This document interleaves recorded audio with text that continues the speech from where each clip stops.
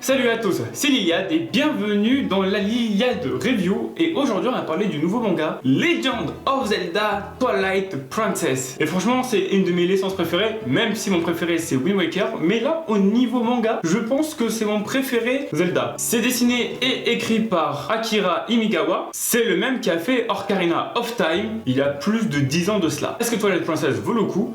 On va voir ça tout de suite. Bon, je pense que vous connaissez plus ou moins la franchise Legend of Zelda et surtout Twilight Princess qui est sortie sur GameCube, Wii et Wii U et peut-être bientôt sur Switch. On ne sait jamais. Et si vous connaissiez pas, bah lancez-vous carrément. En vrai, quittez la vidéo, achetez une console, achetez Twilight Princess et allez-y, c'est un sacré bon jeu. Ou sinon restez et achetez juste le manga parce qu'il est vraiment très bien aussi. Bon, l'histoire, c'est après 1 an et demi passé dans le paisible village de Toll, le jeune Link peut être fier de lui, sa gentillesse, son courage et sa dévotion lui ont permis d'être totalement intégré dans cette communauté. Mais Link a peur que les villageois finissent par découvrir le terrible secret de son passé, au point qu'il n'endort plus la nuit. Et si ces cauchemars annonçaient le retour imminent des êtres maléfiques du monde de la pénombre, comment faire pour les empêcher de semer à nouveau le chaos? Alors on va commencer directement par le dessin. Le dessin est remarquablement réussi. D'ailleurs ça me fait penser au vieux style d'heroic fantasy et même de dark fantasy des mangas à l'époque. J'ai remarqué ça grâce au découpage et même genre aux incrustations en arrière-plan, par exemple avec les grands visages et ensuite on voit plus ou moins le paysage et même au niveau de la narration. Mais en même temps ça peut se comprendre parce que Legend of Zelda bah ça date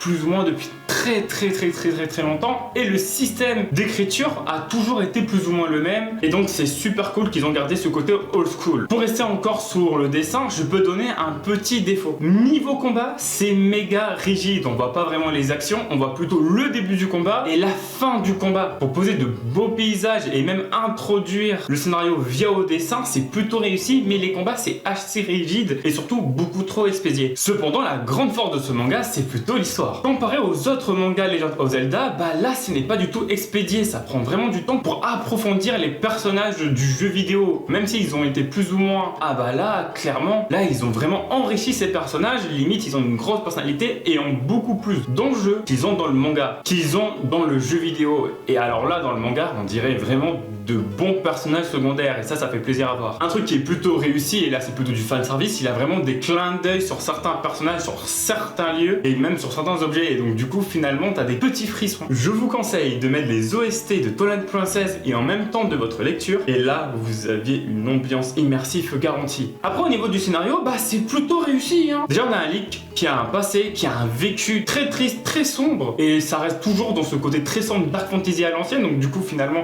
j'ai plutôt kiffé. Mais il est super bien développé, surtout quand il est en mode loup, il se bat seul dans la pénombre, ça le fait peur, il est terrorisé, il est inquiété, il est énervé. Et là on a un Link qui est vraiment expressif, il a une pensée assez pessimiste qui va peut-être évoluer au fil du temps. On a aussi le personnage de Midona qui est clairement la même Midona du jeu vidéo.